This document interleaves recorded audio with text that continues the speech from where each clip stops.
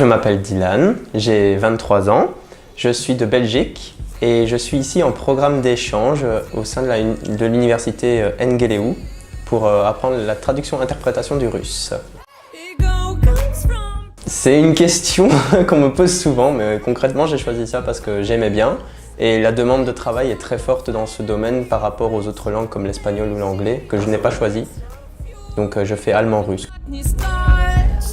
Oui, en sachant que la Belgique fait partie de l'OTAN, en soi, il y a besoin de beaucoup de traductions concernant le russe et principalement ce sont nos voisins en Europe.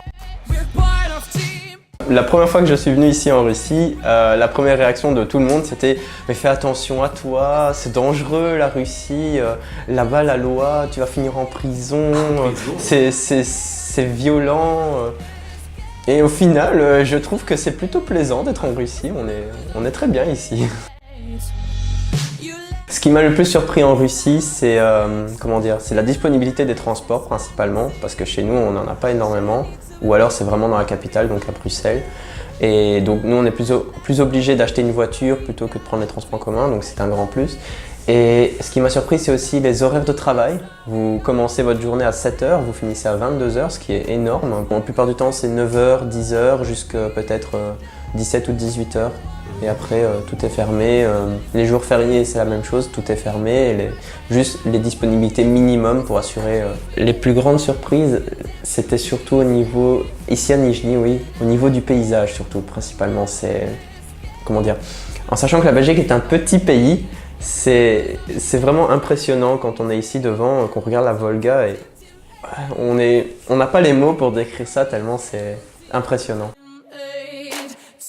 En fait c'est un stéréotype parce que quand on est ici on se rend compte que vous n'êtes pas des gens si froids et si, si carrés. Vous êtes plutôt joyeux mais vous ne l'exprimez pas de la même façon que nous, vous ne souriez pas bêtement dans la rue à n'importe qui et vous ne faites pas des fausses politesses comme en français, à toujours révérence et une révérence encore. Et vous n'avez pas cette partie de la culture en fait et c'est ça qui fait la grande différence entre les caractères. On a l'impression que vous êtes froid parce que vous ne donnez pas l'image extérieure.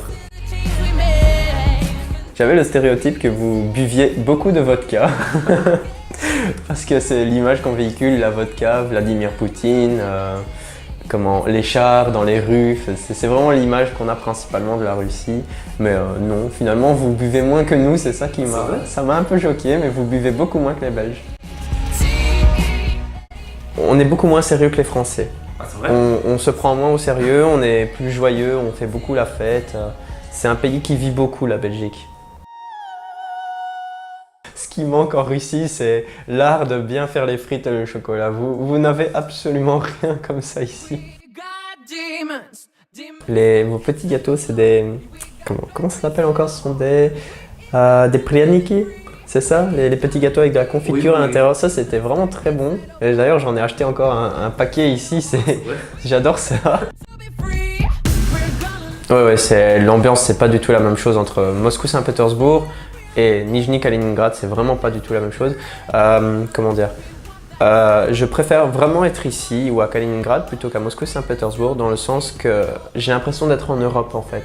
Ici, à Nijni ou Kaliningrad, je découvre la vraie Russie, c'est-à-dire des décors pas forcément repeints, c'est pas toujours très beau, il y a toujours il y a des trucs qu'on se dirait c'est quoi ça, ça fait peur mais c'est ça que j'aime beaucoup, ça fait vraiment le charme du pays parce que c'est l'arrière-décor en fait. Donc on découvre la vraie Russie et pas une Russie artificielle pour les touristes et c'est ça qui me plaît énormément.